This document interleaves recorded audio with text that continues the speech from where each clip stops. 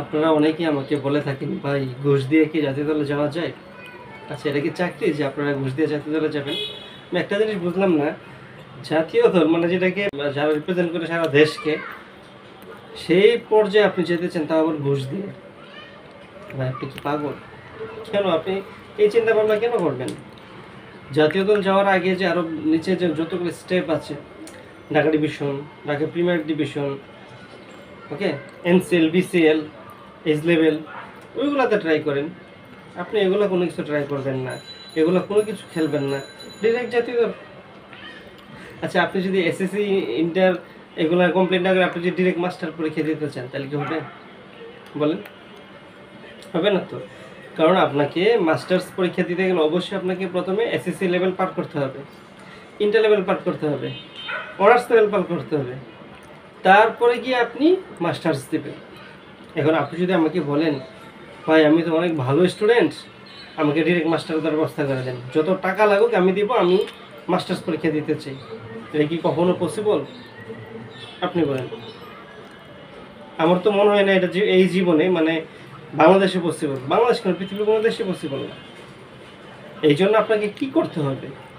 SSC level পার করতে হবে, inter level পার করতে হবে, অনার্স লেভেল পার করতে হবে, দেন পরের স্টেপটা হচ্ছে মাস্টার্স।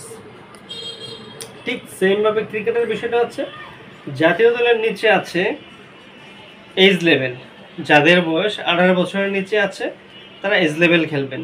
এজ লেভেল খেলে ভালো করে পারফরমেন্স হলে, মানে ভালো পারফরমেন্স হলে দেন আপনি অটোমেটিকই NCL, BCL, premier league, BPL এগুলো খেলার সুযোগ পাবেন। তাহলে তারপরে টেনশন করার কিছু কারণ দেখতেছি না, প্লাস ঘুষ দিবেন এই চিন্তা ভাবনা মাথায় আসার কোনো কারণ দেখতেছি না। এজ লেভেল খেলার সুযোগ পেলে ওইখানে ভালো করে অল্প সময়ের মধ্যে ভালো লেভেল খেলে ন্যাশনাল টিমে আসা যায়। এখন ধরেন আপনার এজ লেভেল খেলার বয়স নেই, সেই ক্ষেত্রে আপনার ডিভিশন খেলবেন, ডিভিশন খেলে আসবেন।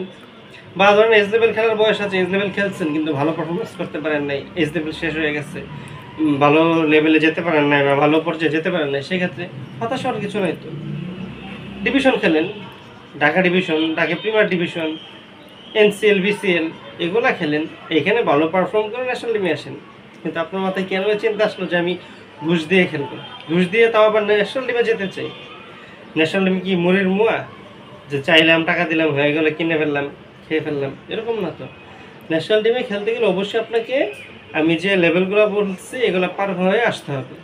হ্যাঁ, এখন বিষয়টা হচ্ছে ওয়ান কাইন্ড অফ এরকম যে আপনাকে ঢাকা ডিভিশন খেললেই যে ঢাকা প্রিমিয়ার লিগ খেলতে হবে, বা ঢাকা প্রিমিয়ার ডিভিশন বা ঢাকার লিগ এগুলো না খেললে ন্যাশনাল টিমে আসা যাবে না, ওরকম কোনো কিছু না। এই যে বললাম, এজ লেভেল খেলেও ন্যাশনাল টিমে যাওয়া যায় অল্প সময়ের মধ্যে।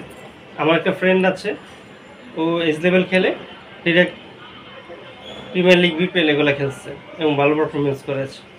একটা ছোট ভাই আছে, ও এজ লেভেল খেলে ভালো করে এখন আন্ডার-19 আছে, হয়তো সামনে NCL, BCL, premier league, BPL সবই খেলবে। এই হচ্ছে সিস্টেম।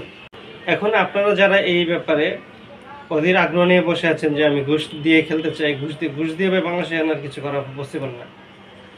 আপনি যদি ভালো প্লেয়ার হয়ে থাকেন এজ লেভেলে ট্রাই করেন, যদি এজ লেভেলের বয়স শেষ হয়ে গিয়ে থাকে ঢাকা ডিভিশনে ট্রাই করেন। ঢাকা ডিভিশনে 3টা ভাগ আছে, third division, second division, first division, 3টা ভাগে ভাগ করা আছে।